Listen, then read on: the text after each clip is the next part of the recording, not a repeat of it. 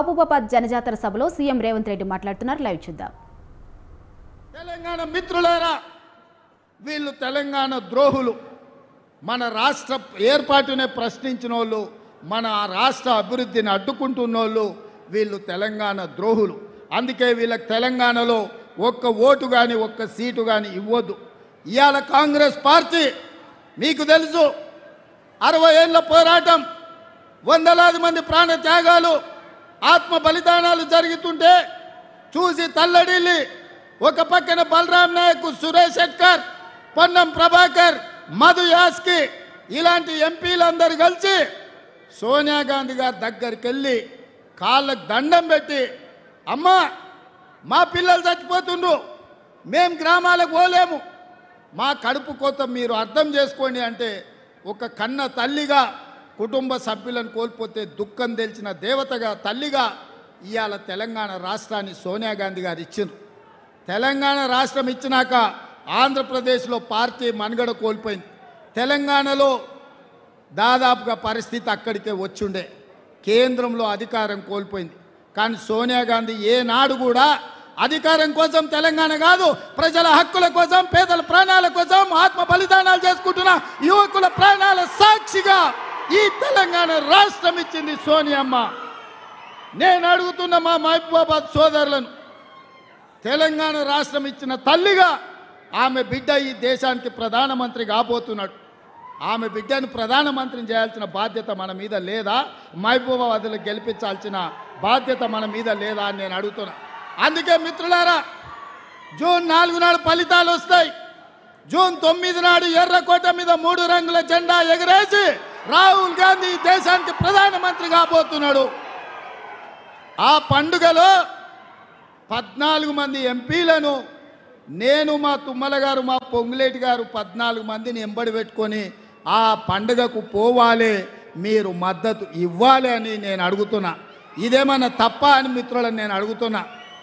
ఇది సోనియమ్మ తెలంగాణ ఇచ్చిన తల్లి. రేపు ఆమె బిడ్డ ఈ దేశానికి ప్రధానమంత్రి కాబోతున్నాడు. కన్యాకుమారి నుంచి కశ్మీర్ వరకు 150 రోజులు 4000 కిలోమీటర్లు మండు టెండల్లో, మంచు కొండల్లో దళితుల కోసం, గిరిజనుల కోసం, ఆదివాసుల కోసం, మైనారిటీల కోసం, మహిళల కోసం అకుంఠిత దీక్షతో పాదయాత్ర చేసి ప్రాణాలకు తెగించి పోరాడిండు మన రాహుల్ గాంధీ.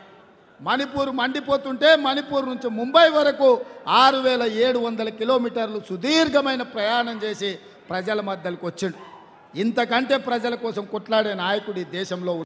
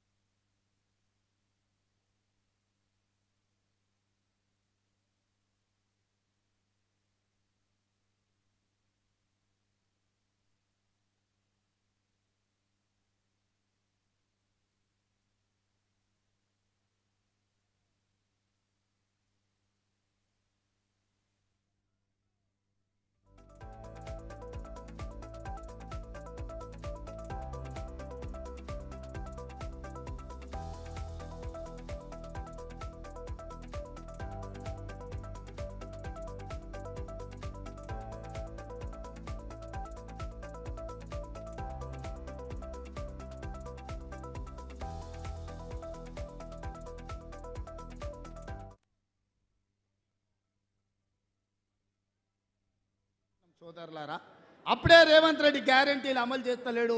ఇక దిగిపో అంటుండు. దిగిపోనికి ఏమన్నా అల్లాటప్పగా వచ్చినాం అనుకుంటున్నావా? అయ్య పేరు తాత పేరు చెప్పుకొని ఎవరి కాళ్ళు పట్టుకొని రాలే బిడ్డ. నీలాకటోళ్ళని తొక్కుకుంటా వచ్చి ఆ కుర్చీలో కాంగ్రెస్ పార్టీ కార్యకర్తలు కూర్చోబెడితే కూర్చున్నాం. 10 ఏళ్ళ వరకు నేను చెప్తున్నా, మానుకోట గడ్డ మీద నుంచి కల్వకుంట చంద్రశేఖరరావు గుర్తుపెట్టుకో, నువ్వు కాదు, నిన్ను అయ్య కాదు, నీ తాత కాదు, నిన్ను పుట్టించినోడు వచ్చినా 10 ఏళ్ళు తెలంగాణ రాష్ట్రంలో కాంగ్రెస్ ప్రభుత్వం ఉంటుంది. ప్రజా పాలన అందిస్తాం. ప్రతి పేదవాడికి ఇచ్చిన మాట ప్రకారం ఇందిరమ్మ ఇండ్లు ఇస్తాం, ఆర్టీసీ బస్సులో ఉచిత ప్రయాణం ఇస్తాం, రాజీవ్ గాంధీ ఆరోగ్యశ్రీలో 10 లక్షలు ఇస్తాం, ఇంటింటికి 200 యూనిట్లు ఉచిత కరెంట్ ఇస్తాం, 500 రూపాయలకే సిలిండర్ ఇస్తాం. సంవత్సరం తిరిగే లోపల 2 లక్షల ఉద్యోగాలు ఇస్తాం. బీసీ జనాభా లెక్కలు కట్టి వాళ్ళ జనాభా ఎంతుందో వాళ్లకు నిధులు ఇస్తాం. ఇవన్నీ పనులు చేసే బాధ్యత మాది.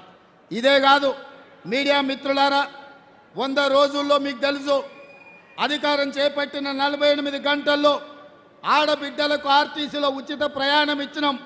ఇవాళకి 35 కోట్ల మంది ఆడబిడ్డలు అమ్మగారింటికి అత్తగారింటికి నచ్చిన దేవుణ్ణి మొక్కుకోనికే గుళ్ళు గోపురాలకు పోయొచ్చింది. 10 లక్షల రూపాయల రాజీవ్ ఆరోగ్యశ్రీ పథకం ద్వారా కార్పొరేట్ హాస్పిటళ్లలో వైద్యాన్ని పేదలకు అందించినాం. ఆడబిడ్డలకు మాట ఇచ్చినట్టు కట్టెలపై కష్టాలు తీరవాలని 4 నూర్లున్న సిలిండర్ను నరేంద్ర మోడీ 12 నూర్లు చేస్తే 500కే ఇస్తామని ఇవాళ ఆడబిడ్డలకు 500 రూపాయలకే సిలిండర్ ఇచ్చినాం. పేదవాళ్లకు వ్యవసాయానికి ఉచిత విద్యుత్తే కాదు, పేదవాళ్ళ ఇండ్లకు కూడా 200 యూనిట్లు ఉచితంగా ఇస్తామన్నాం. ఇచ్చి బరాబరు చూపించినాం.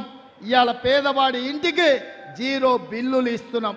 ఇదే కాదు పొంగులేటి గారి మంత్రివర్గం ఈరోజు 4,50,000 ఇందిరమ్మ ఇండ్లు 22,500 కోట్ల రూపాయలతోని ఇదే ఖమ్మంలో ప్రారంభించుకున్నాం. ప్రతి పేదవాడికి ఇవాళ ఇందిరమ్మ ఇండ్లు ఇస్తున్నాం.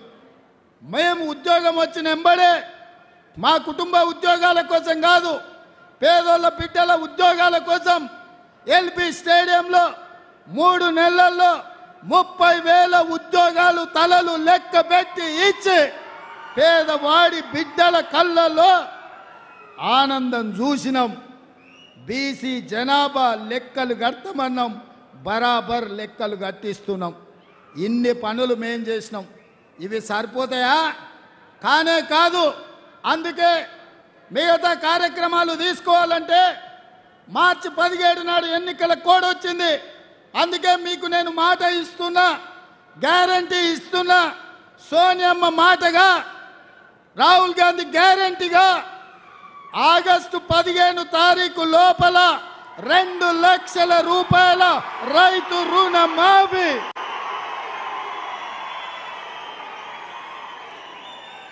నా తెలంగాణ రైతాంగ సోదరులకు తుమ్మల నాగేశ్వరరావు గారి సాక్షిగా నేను మాటిస్తున్నా, భద్రాద్రి రాముడు సాక్షిగా నేను మీకు మాటిస్తున్నా, 15 ఆగస్టు లోపల 2 లక్షల రూపాయల రైతు రుణమాఫీ చేసి మీ రుణం తీసుకునే బాధ్యత నాది, ప్రజా పాలనది, కాంగ్రెస్ పార్టీది.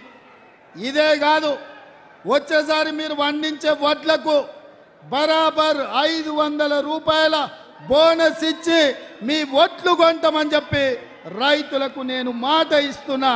మీరు ఈరోజు మా 100 రోజుల పాలన చూడండి, మా ఆర్టీసీ బస్సు చూడండి, మా ఆరోగ్యశ్రీ పథకం చూడండి, మా గ్యాస్ సిలిండర్ చూడండి, మా ఉచిత కరెంటు చూడండి, మా ఇందిరమ్మ ఇళ్ళ పథకం చూడండి, మేము ఇచ్చిన 30,000 ఉద్యోగాలను చూడండి, మేము లెక్క పెడుతున్న బీసీల జనాభా చూడండి, మేము మాఫీ చేయబోయే 2 లక్షల రైతు రుణమాఫీ చూడండి, మేము ఇయ్యబోయే 500 బోనస్ చూడండి. ఇవన్నీ మేము చెయ్యాలని కంకణ బద్దులమై ఉన్నాం. మరి మిమ్మల్ని ఏమడుగుతున్నాం మిత్రులారా? మేము మనులు అడిగినామా, మాణిక్యాలు అడిగినామా, వజ్ర వైదూరాలు అడిగినామా, లేకపోతే ఈ ప్రాంతంలో ఉన్న మీ భూములు అడిగినామా? ఏం అడగలే కదా. మేము అడిగింది ఒకే ఒక్క ఓటు. మీ కుటుంబం ఎంతో మంది ఎన్నోసార్లు ఎవడెవడికో వేసాను, ఈసారి బలరాం నాయక్ వేయండి. ఈసారి మహబూబాబాద్లో బలరాం నాయక్ వేయండి. మొదటిసారి మహబూబాబాద్ నుంచి బలరాం నాయక్ గెలిస్తే సోనియమ్మ బలరాం నాయకుని కేంద్ర మంత్రిని చేసిందయా? అవునా? ఒక లంబాడి బిడ్డ మొదటిసారి ఎంపీ అయితే కేంద్రంలో మంత్రి అయ్యిండు. మరి రెండోసారి గెలిస్తే ఏమవుతాడో మీరు ఒక్కసారి ఆలోచన చెయ్యండి. మీకందరికీ పిలిస్తే పలికేటోడు, మాకందరికీ ఆప్తుడు. ఇవాళ పెద్దలు శ్రీనివాసరెడ్డి గారు చెప్పారు 3 లక్షల మెజార్టీ రావాలని. నేనైతే ఒక మాట చెప్పదలుచుకున్నా, పోటీ అయితే ఖమ్మం మహబూబాబాద్ మధ్యలో ఉందయ్యా. రాష్ట్రంలో అత్యధికంగా మెజారిటీ వచ్చేది ఈ రెండే. మరి ఖమ్మం వాళ్ళు ఖమ్మం అభ్యర్థికి ఎక్కువ ఇస్తారా, మహబూబాబాద్ వాళ్ళు మహబూబాబాద్ బలరాం నాయక్ ఎక్కువ ఇస్తారా? ఇక మీరే డిసైడ్ చేసుకోరు. రాష్ట్రంలో మిగతా 15 సీట్లు మీతోని పోటీ పడే పరిస్థితులు లేవు. మనం 14 గెలిస్తే 14లో 1-2 స్థానాలల్లో మహబూబాబాద్ ఖమ్మం పార్లమెంటే ఉంటుంది. మరి ఎవరు ఫస్ట్ వస్తారో ఎవరు సెకండ్ వస్తారో మీరే నిర్ణయించుకోండి. నేను మాత్రం మిమ్మల్ని అందరిని అడుగుతున్నా, మీ అందరి మద్దతు కోరుతున్నా. మా బలరాం నాయకునే మొదటి ర్యాంకులో ఆమోదించి బలరాం నాయకును ఈ పరీక్షలో గెలిపించండి అని నేను అడుగుతున్నా. మీరంతా సిద్ధమేనా? సిద్ధమేనా? సిద్ధమేనా? రాష్ట్రంలో మొదటి స్థానం మీదే కదా, సిద్ధమే కదా? మొదటి స్థానం మహబూబాబాద్కే కదా. సిద్ధం అన్నోళ్ళందరూ చేయి పైకెత్తండి. జై కాంగ్రెస్, జై జై కాంగ్రెస్.